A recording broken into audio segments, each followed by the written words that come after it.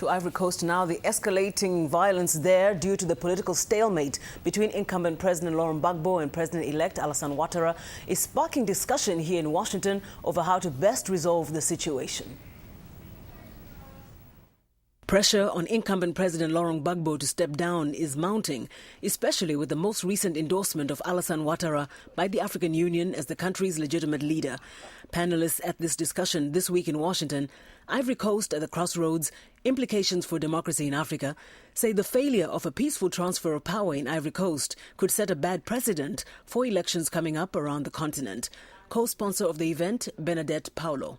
With the advent of protests and calls for democracy spreading throughout Africa, it is clear that governing with the will of the people and adhering to basic tenets of human rights will pave the way for future stability in Africa and throughout the world. More than 4 months after the elections and validations from the UN, ECOWAS and other groups, many say Mr. Gbagbo's claim that he won the elections has lost ground.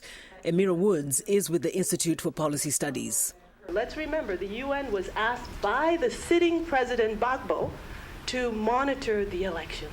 They sent observers throughout the country. They actually certified the elections. That is not often the case when it comes to elections in Africa. It is why it was easy then for the UN to certify that these elections were free and fair. Escalating violence in the West African country is also raising concern.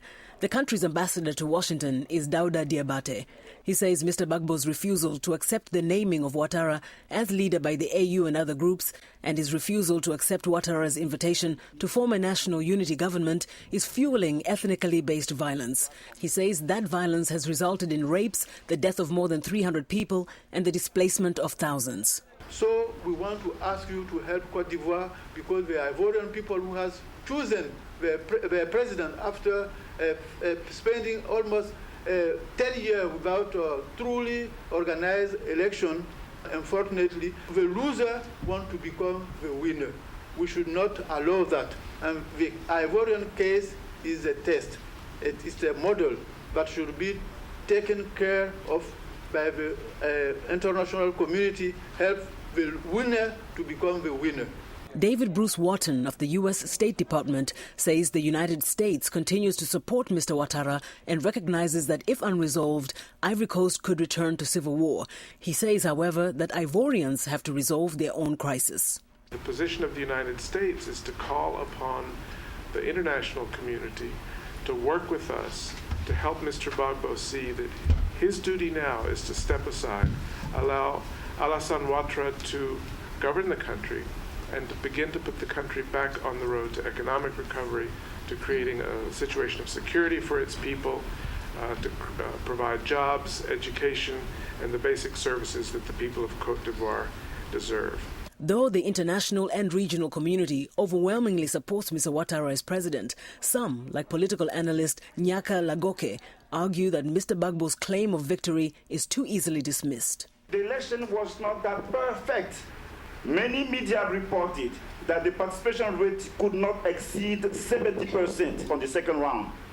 But when the president of the Electoral Commission was found in the hotel where Alassane Ouattara is, he announced a participation rate of 80%. These are facts. And you see, so there's a discrepancy between what is said and what happened. Now, the panelists also stressed the importance of understanding the complexity of Ivory Coast's ethnic and cultural makeup, in addition to the political tensions.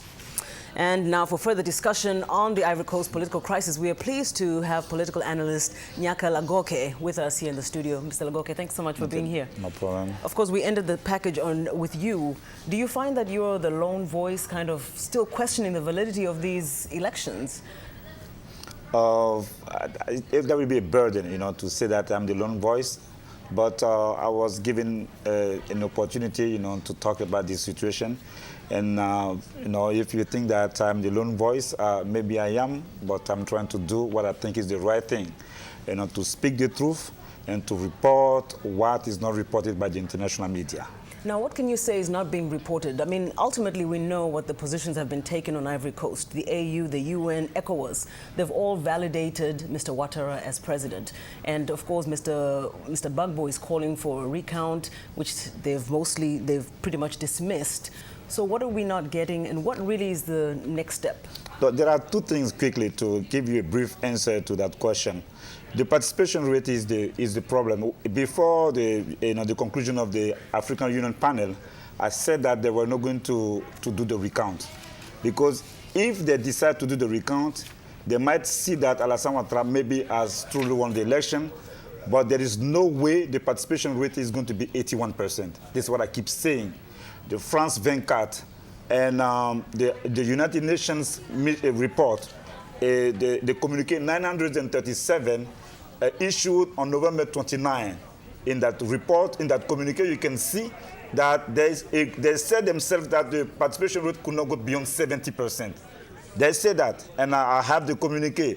And now when they come and they say that the participation rate is 81%, similar to the one during the first round, which was 83%, that is not possible. But now, Mr. Lagoke, my question would be, what is to be done? At this point, Mr. Gbagbo is increasingly isolated. It seems as though there is really no platform for him to argue the point that you're raising. And meantime, the country is falling apart. There's this violence that is being reported that is, really threatening to take the country back to civil war. So what happens? Yeah, I don't know how to answer to that question, but this is what I want to say. Yes, there is violence on the ground, and the people are being killed by forces that support Alassane Ouattara and forces that support Gbagbo Laurent. But there are many Ivorians who are dying on a regular basis, and it is not reported by the international media because of those economic sanctions. 80% of the medicine we use in Ivory Coast come through the Western countries. And then those boats cannot come to the Ivorian ports. And of course, Ivorians cannot have access to medicine. And right now, this is one thing. The second thing, people don't have access to their saving. You wake up one day, you go to Bank of America to take your money. Because the international community wants to dislodge Gbagbo, then they say that you cannot have access to your money. And this is unfair. This is injustice, and somebody has to do that. It's not because Obama and Sarkozy and all those people say that, then we're going to be quiet and say that it's fair to kill the Ivorian people. And of course, they're acting also on behalf of Mr. Ouattara, who's requested some of these things. No, no problem, yes. All right, thank you so much. Okay, that's Mr. Gnaka Lagoke, and he was very kind to join us here today, discussing the developments in Ivory Coast.